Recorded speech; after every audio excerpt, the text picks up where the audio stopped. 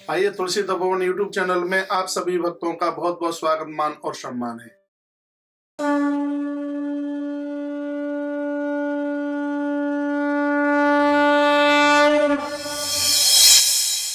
श्वास की बीमारी है, वो तो चढ़े ही नहीं, और बिना काम के बिना कारण के नदी में न उतरे, पानी में न उतरे। कोई तो बात होगी जब उन्होंने कहा है।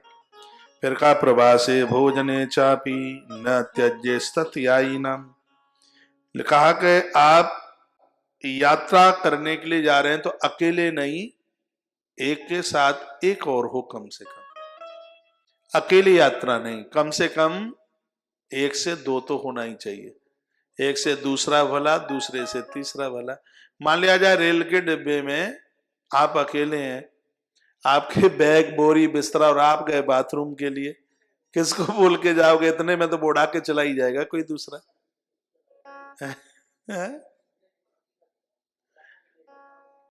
तो प्रवास में अकेले यात्रा ना करें। और बड़ी सुंदर सी बात कही गई है, जब आप भोजन कर रहे हैं तो अकेले भोजन भी ना करें। आपके साथ जो हैं, भले ही आप उनको नहीं जानते, जो आपकी सीट के सामने बैठे हुए हैं, तो भगवान सूर्य देवता एक फर्ज बताते हैं, कहते हैं कि जो लोग भोजन कर रहे हैं और अगल बगल में बैठने वाले को वो पूछते नहीं है, चाहे आप घर में कर रहे हो, बाहर कर रहे हो, यदि आपके पास कोई है उसको आप पूछते नहीं है, तो किया गया भोजन थाली में या पत्तल पर विष्ठा का रूप धारण कर लेता है। ये बात बताइए, क्या अद्भुत बात कही है।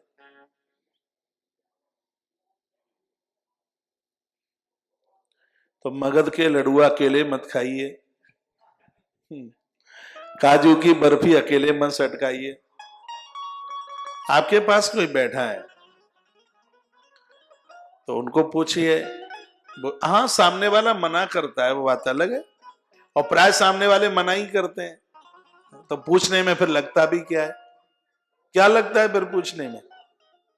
वो तो मना ही करेंगे, वो मना करते भी है। आपके संग में आपसे और ज्यादा कोई ऊपर की सीट पर बैठे हैं, नीचे की सीट पर बैठे हैं, तो एक बार उनको पूछ लीजिए। और यात्रा में तो सबके संग बैठकर खाने में बहुत आनंद आता है। बढ़िया चादर बिछाकर भिंडी का साग बना के लेके गए हो, और बढ़िया हल्का सा नमकीन डाल करके पूड़ी बनी हुई हो, और देसी घी में सिकी हो पूड़ी, और भिंडी का हो साग। प्रवासे भोजने चापी। प्रवास में जब आप भोजन करते हैं, आपके संग जो भी कोई हैं उनको पूछकर, उनको भी संग जिमाकर, जो ऐसा नहीं करते हैं तो उनकी पत्तल और थाली में रखा हुआ भोजन विष्ठा का रूप धारण कर लेता है।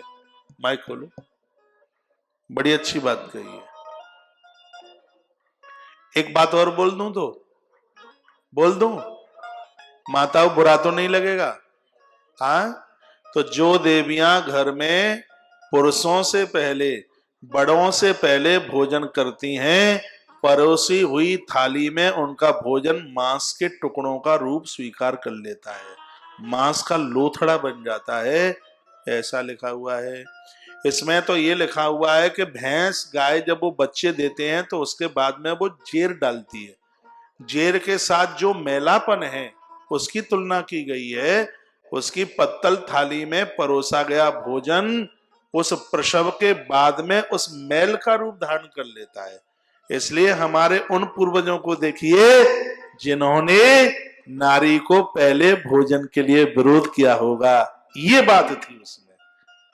अब सूर्य पुराण के लिए देखो, आपको तालियां बजानी पड़ेंगी कि नहीं बजानी पड़ेगी? क्या अद्भुत बातें कही।